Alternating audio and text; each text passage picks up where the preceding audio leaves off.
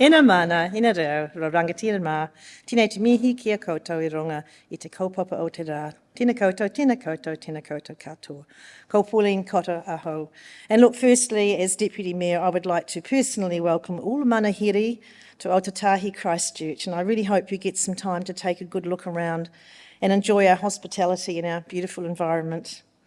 I'd like to acknowledge today the Honourable Megan Woods, the Minister of Housing, the Honourable Marama Davidson, Associate Minister of Housing, and Andrew Crisp, the Chief Executive of Ministry of Housing and Urban Development.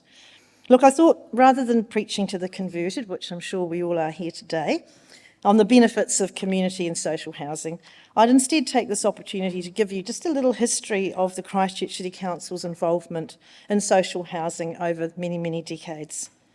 So Christchurch has considered itself a leader in social housing since the 1920s, when it received a special loan from the then State Advances Office to build 8 houses on council land in Huxley Street, Sydenham, and then 6 more in 1922. And this was to help address the acute housing shortage post-World War I. But by 1935, the council decided that more needed to be done about these housing shortages and agreed to build 16 pensioner cottages.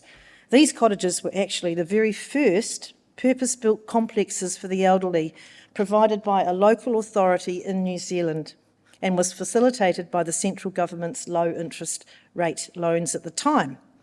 And the Christchurch City Council has been providing social housing ever since. In the 90s, the council extended the range of people eligible for social housing to include those with disabilities and disadvantages, so not just for the elderly and pensioners. And we also branched out to provide more accommodation options, such as more bedrooms, to meet the community's changing needs.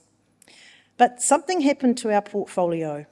I think it got lost in the works. We weren't keeping up with the maintenance, nor the rental increases, and found ourselves facing financial pressures, serious ones.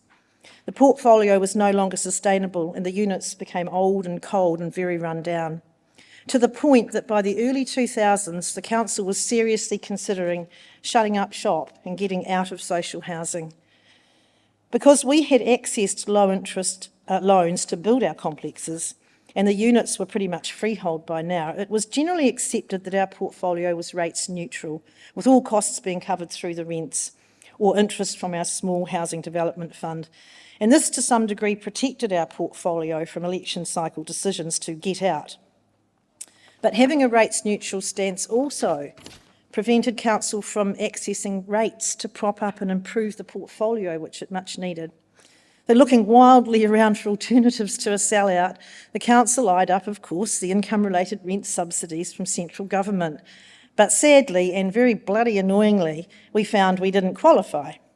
So we were faced with the challenges of wanting to improve the quality of our units for the tenants, wanting to build more units to cope with growing demand, and at the same time keeping our rents affordable, all with a static pool of funding. It was a really difficult time, and then it got worse.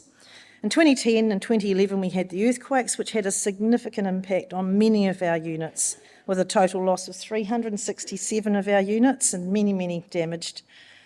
Now, fast forward to 2016, and after several years of hard work to develop a model that would ensure access to the IRRS, because that seemed to be the key, the council established the Aotearoa Community Housing Trust. And from 2016, the council leased our social housing portfolio to the trust. That sounds like it was really easy, but it was really, really difficult to set that up and took, a few years. From day one, we supported the trust through $5 million of gifted capital and a further loan of $45 million worth of land of buildings. This interest-free loan has provided a solid foundation for the Trust development program, as well as ensuring that the assets are protected in the remote event of the Trust failing.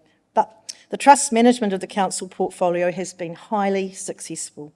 We've seen improvements in tenant satisfaction, which is the main thing, and we've been able to invest more in lifting the quality of the homes. We've also seen the potential for the Trust to build new homes. Since 2019, the council has determined that it would support the Trust by lending it a further $55 million at a low interest rate. And as a result, the Trust has now built 235 new homes, planning another 100 in the next 18 months and another 500 over the next 5 to 6 years. That's a Great story. So today, the Council's role is more focused on assisting others to deliver. We do this by prioritising any surplus land for housing wherever possible, and by releasing what we determine to be end-of-life complexes for redevelopment to mixed affordable or social housing. And we're turning our attention to the planning and scoping of housing needs for the city, sub-region and region. And importantly, we're partnering with Mana Whenua, iwi, the Greater Christchurch Partnership, the Canterbury Mayoral Forum and the Crown.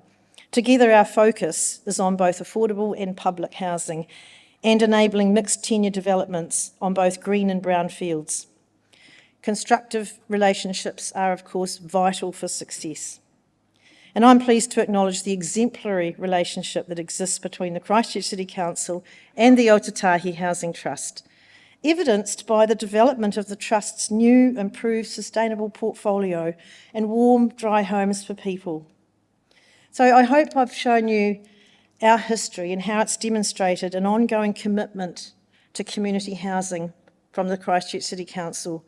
We've endured and we've been prepared to change, especially when we see the benefits for the tenants. We recognise a warm, dry home is a basic human right, and our responsibility lies in helping to ensure our communities have access to these homes.